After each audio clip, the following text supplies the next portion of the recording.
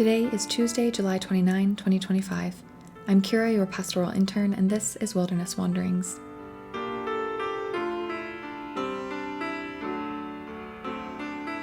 Our text for today is from Philippians 4, verses 15 to 18. Moreover, as you Philippians know, in the early days of your acquaintance with the gospel, when I set out for Macedonia, not one church shared with me in the matter of giving and receiving, except you only. For even when I was in Thessalonica, you sent me aid more than once when I was in need. Not that I desire your gifts. What I desire is that more be credited to your account. I have received full payment and have more than enough. I am amply supplied, now that I have received from Epaphroditus the gifts you sent. They are a fragrant offering, an acceptable sacrifice, pleasing to God. Paul, in our verses today, continues his reflection on the Philippian church's generosity toward him. He reflects on their gifts in the early days of their acquaintance with the gospel. They had, it seems, experienced the generosity of God's grace and responded as many new Christ followers do, with passion and eagerness to serve. But Paul assures the Philippian church that the situation is not one where he desired their gifts. While he was grateful for their support, Paul was not financially desperate, believing that God's mission was dependent on the Philippian church. He did not see them as simply business partners. Rather, he desired their generosity so that they themselves would experience the grace of giving, that more would be credited to their account. There are two things we have to be careful of here. First, as Paul's comment indicates, we cannot treat our generosity as something upon which God's mission is dependent. Christians and Christian ministries have, at times, exploited well-intentioned people because of a lack of care given to language around calls to generosity.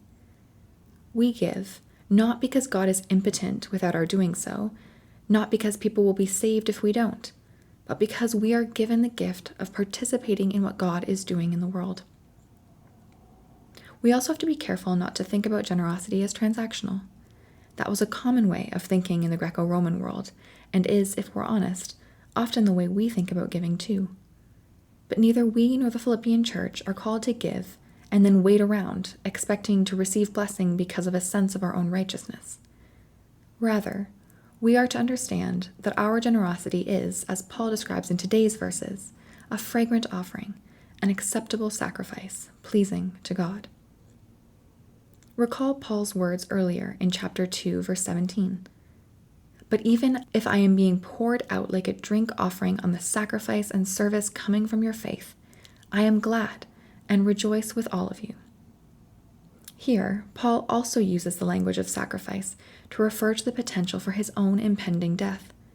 And for Paul, as we've seen throughout the letter, his own death was an opportunity for him to imitate Christ, who poured himself out knowing that those his sacrifice was for could never afford to pay him back. And this is the ultimate gift of generosity, that in being generous we participate with Christ.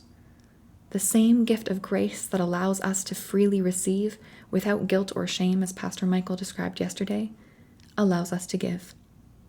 We, like Paul, can be assured that we are amply supplied by what already belongs to us in Christ Jesus. So as you journey on, go with the blessing of God. May the peace of the Lord Christ go with you wherever he may send you. May he guide you through the wilderness, protect you through the storm. May he bring you home rejoicing at the wonders he has shown you. May he bring you home rejoicing once again into our doors.